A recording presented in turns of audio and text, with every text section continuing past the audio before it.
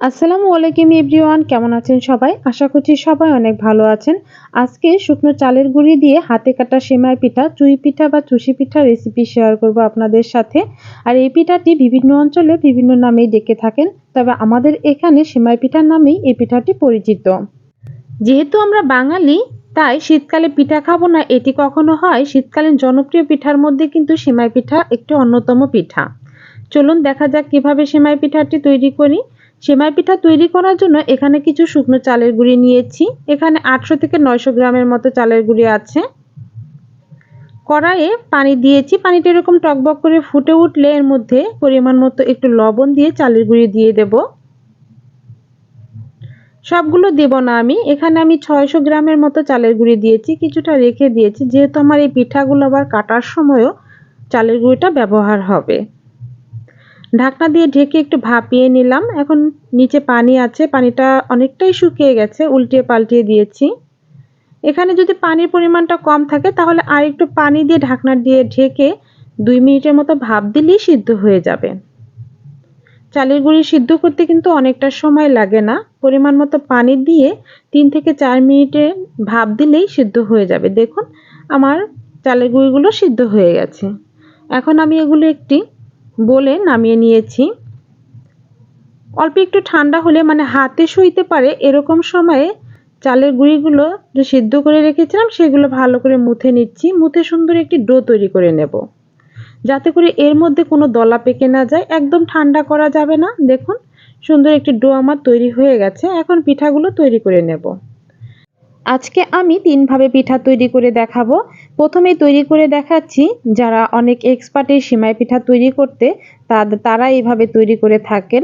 যে প্রথমে একটু দলা নিয়ে এরকম লম্বা সুতার মতো তৈরি করে নিচ্ছি, একটু চালের গুঁড়ি লাগিয়ে নিচ্ছি, তারপর এরকম করে কেটে নিতে হবে।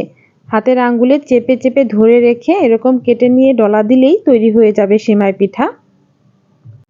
মূলত এইভাবে পিঠা তৈরি করতে মায়েরাই বেশি এক্সপার্ট হয়ে থাকে। বর্তমানে যারা আছেন তারা এইভাবে খুব বেশি একটা তৈরি করতে পারেন না। এজন্য তাদের জন্য আর একটা উপায় আমি দেখাচ্ছি। এরকম ডলা নিয়ে অল্প একটু হাতের আঙ্গুলে নিয়ে এরকম ডলা দিলে কিন্তু পিঠা তৈরি হয়ে যাবে। যারা ওইভাবে পারেন না তারা এভাবে ট্রাই করবেন। আমি তো এভাবেই ট্রাই করে তৈরি করেছি। দেখুন কত সুন্দর, সেম একবারেই সহজ। অল্প একটু নিয়ে এরকম ডলা দিলে পিঠাটি তৈরি হয়ে যাবে। আর একটা উপায় দেখাচ্ছি আমি, আবারও অল্প একটু ডলা নিয়ে এরকম হাতের তালুতে লম্বা সরু তৈরি করে নেবেন। এরকম লম্বা করে আমি সুতার মতো তৈরি করে নিয়েছি প্রথমেই। এরপরে আঙুল দিয়ে অল্প একটু চেপে ছিঁড়ে নিয়ে আমি পিঁড়ির উপরে হাতের তালুতে ডলা দিলেই তৈরি হয়ে যাবে সেমাই পিঠা। দেখেই বুঝতে পারছেন আমি কিভাবে পিঠাগুলো তৈরি করে নিয়েছি। এভাবে 3 রকম আমি ট্রাই করেছি এবং আপনাদের সাথেও শেয়ার করেছি। আপনারাও এই ভিডিওটি দেখলে অবশ্যই এই পিঠাগুলো খুব সহজেই তৈরি করতে পারবেন, কোনো ঝামেলা ছাড়াই এই পিঠাগুলো তৈরি করে নিতে পারবেন। সবগুলো পিঠা আমি এইভাবে তৈরি করে নেব। দেখতেই পাচ্ছেন কত সুন্দরভাবে পিঠাগুলো আমি তৈরি করে নিয়েছি। এখন আমি রান্নার প্রসেসে চলে যাব। এখানে আমি 2 লিটারের মতো লিকুইড গরুর দুধ, খাঁটি গরুর দুধ নিয়েছিলাম। ভালো করে জাল করে আমি অনেকটাই কমিয়ে নিয়েছি। 2 লিটার থেকে এখন 1.5 লিটারের মতো আছে। যে কোনো পিঠার মধ্যে দুধটা দিলে দুধটা একটু ঘন করে দেওয়ার চেষ্টা করবেন, এতে করে পিঠার স্বাদটা কিন্তু দ্বিগুণ হয়ে যাবে। ভালো করে জাল করে আমি দুধটা এক সাইডে রেখে দেব। অন্যদিকে চুলার উপরে একটি পাতিল বসিয়ে তার মধ্যে পানি দিয়ে জাল করে পানিটা ফুটিয়ে নিচ্ছি। এখন দিয়ে দিলাম 2 টুকরা খেজুরের গুড়। আমি এই খেজুরের গুড়টা দিয়ে রস বলেন বা শিরা বলেন, যেটাই বলে থাকেন না কেন, এটি তৈরি করে নিচ্ছি পিঠাগুলো ভিজানোর জন্য। দিয়ে দিলাম 2 টুকরা দারচিনি আর 2টা এলাচ। ভালো করে জাল করে আমি গুড়টা গলিয়ে নেব এবং শিরাটা তৈরি করে নেব। অনেক সময় সরাসরি দুধের মধ্যে এই খেজুরের গুড়টা দিয়ে জাল করলে দুধটা কিন্তু ফেটে যাওয়ার সম্ভাবনা থাকে, কারণ বাজারে খাঁটি খেজুরের গুড় খুবই কম। তাই আমি আলাদা এভাবে শিরা তৈরি করে নিচ্ছি। দিয়ে দিলাম অল্প একটু পরিমাণে লবণ। লবণটা আপনারা যদি পছন্দ না করেন স্কিপ করতে পারেন, তবে আমি মিষ্টি জাতীয় খাবারের মধ্যে অল্প একটু লবণ ব্যবহার করে থাকি।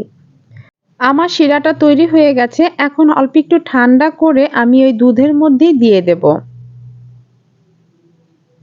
এই দুধটা আমি আগেই জাল করে রেখেছিলাম, সেই দুধের মধ্যে আস্তে আস্তে করে এই শিরাগুলো আমি দিয়ে দিলাম। দুধের মধ্যে শিরা দিয়ে আমি মিডিয়াম টু লো হিটে আমি একটি বলক তুলে নেব।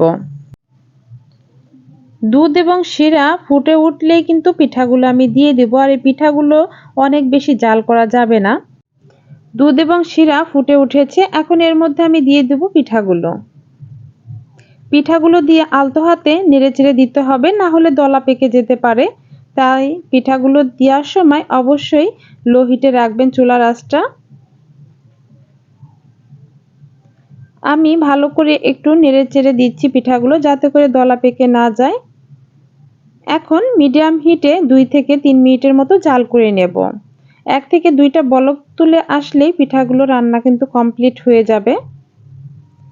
দেখুন বলক চলে আসছে, তার মানে আমার পিঠা কিন্তু রান্না কমপ্লিট হয়ে গেছে। এখন এইভাবে 5 মিনিটের জন্য রেখে দিলেই পিঠা সিদ্ধ হয়ে যাবে এবং রান্নাটাও কমপ্লিট হয়ে যাবে। এখন দেখতে পাচ্ছেন যে অনেকটাই পাতলা টাইপের আছে, ঠান্ডা হলে কিন্তু এই পিঠাগুলো ঘন হয়ে যায়।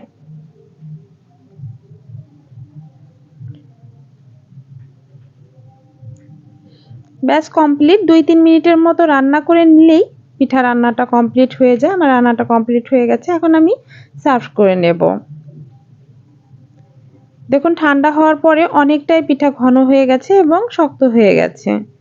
তৈরি হয়ে গেল আমার হাতে কাটা সেমাই পিঠা। রেসিপিটা যদি ভালো লাগে তবে অবশ্যই একটু লাইক দিয়ে দেবেন, আর কেমন হলো কমেন্টসে জানিয়ে দেবেন। যদি ভিডিওটি ভালো লাগলে চ্যানেলটি সাবস্ক্রাইব করে বেল আইকনে ক্লিক করে নোটিফিকেশনটা অন করে দিবেন। সবাই ভালো থাকবেন, সুস্থ থাকবেন। আজকে এ পর্যন্তই। আল্লাহ হাফেজ।